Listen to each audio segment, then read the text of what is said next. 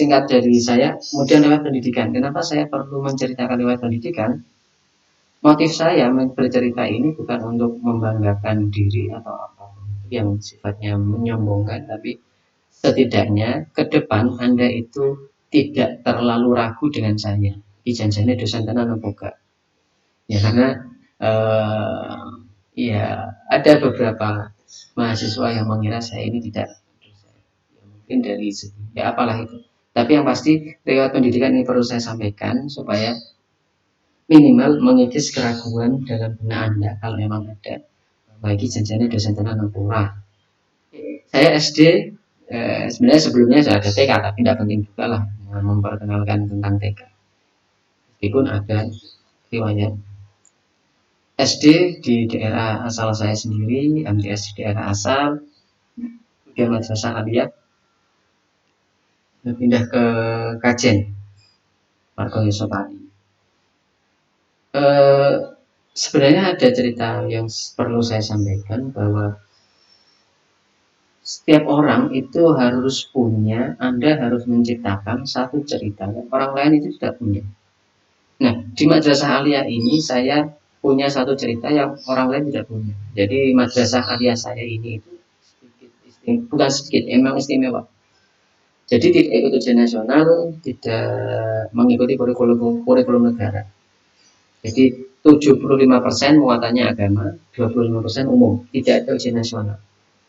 Nah, di sini sebenarnya saya statusnya di aliyah itu 4 tahun, tapi 1 tahun persiapan. Kenapa harus persiapan? Karena itu tadi 75% agama.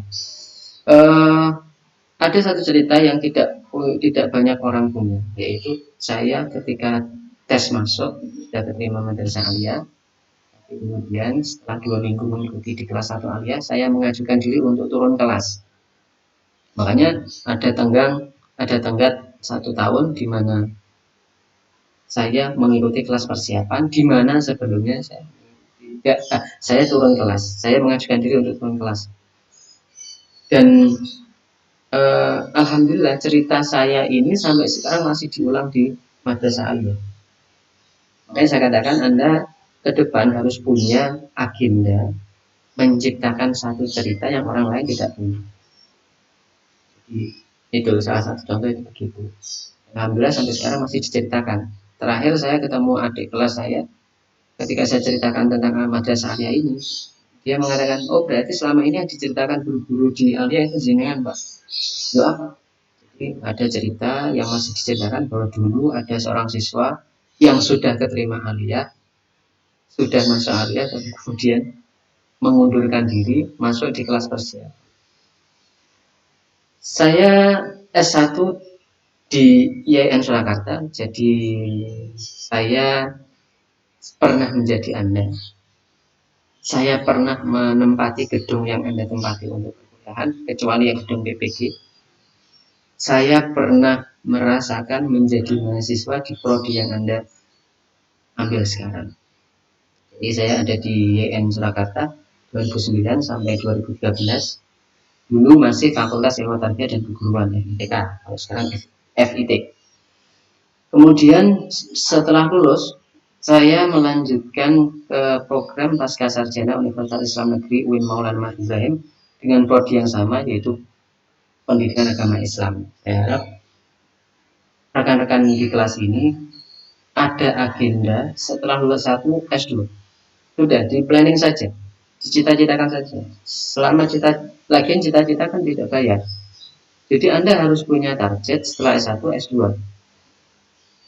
Biasanya untuk yang putri begini, Pak. Ini kisah nyata. Jadi ada salah satu mahasiswa yang kemudian mengatakan, Pak, saya itu S1 saja. Itu perjuangannya sampai berdarah-darah. Ya ini saya dramatisir. Loh maksudnya gimana? Ya saya itu S1 saja itu menghindari supaya tidak dinikahkan oleh orang tua saya. Nah kok pakai acara S2 segala? Saya katakan enggak. Anda tetap harus punya planning S2. Apapun takdir Anda nanti, Anda entah jadi ibu rumah tangga atau jadi wanita karir atau apapun, ya kalau bisa Anda harus planning S2. Karena akan sangat berbeda pola pikir yang dimiliki oleh lulusan S1 Meskipun saya tidak sedang mengatakan lulusan S2 lebih pintar dibanding S1 kita. Secara pola pikir itu akan berbeda. Saya harap Anda ketika di semester ini sudah mulai merasakan perbedaan dengan diri Anda di 1 tahun sebelumnya. Tentu sudah berbeda pola pikir Anda ketika Anda masih aliyah, masih SMA dengan sekarang yang sudah semester 3. Maka akan berbeda juga pola pikir S2 dengan S1. Maka saya harap Anda punya target. Dan termasuk saya juga berharap Anda mengikuti jejak saya di mana Anda lulus S1 4 tahun saja. Tidak usah lama-lama. Di 8 semester cukup. Saya dulu lulus 3 tahun 8 bulan. Jadi tidak sampai 4 tahun. Kenapa saya sampaikan ini? Karena semakin Anda lama di S1, itu Anda sedang memberi kesempatan adik kelas Anda untuk menjadi kompetitor di dunia kerja. Coba Anda hitung berapa angkatan Anda di semester 3 ini yang PAI. 17, 18. Anda bayangkan, baru angkatan Anda saja di satu kampus saja itu ada sekian ratus. Itu kalau Anda sampai lulusnya telat, itu berarti Anda sedang memberi kesempatan adik kelas Anda untuk menjadi kompetitor Anda di dunia kerja juga. Saya tidak sedang menakut-nakuti, hanya saja saya ingin Anda mulai semester 3 ini sudah mulai planning harus semester 4, harus tahun keempat lulus. Caranya gimana, Pak? Pastikan di setiap semester Anda tidak ketinggalan mata kuliah. Caranya tidak ketinggalan, pastikan IPK Anda ya tidak jeblok-jeblok banget. Saya sampaikan, mungkin di antara kalian ada yang idealismenya tinggi, yang sudah ikut organisasi, UKM, apalah itu. Tapi saya harap Anda jangan sampai mengorbankan IPK Anda, sehingga kemudian Anda keteteran di kuliah.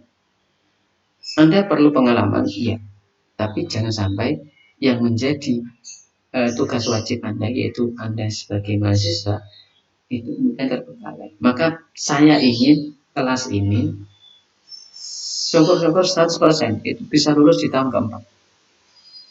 Jadi meskipun kalau Anda tanya, Pak, lalu S2-nya gimana, Pak? Kalau tepat waktu. Nah, kalau S2 saya memang saya akui tidak sesuai target.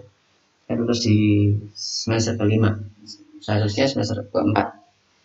Tapi saya harap itu tadi dua hal yang saya inginkan dari Anda, yang kemudian menjadi planning besar Anda adalah lulus di tahun keempat. Syukur-syukur kalau ada kebijakan sebelum tahun keempat atau semester 7 sudah bisa lulus, ya alhamdulillah.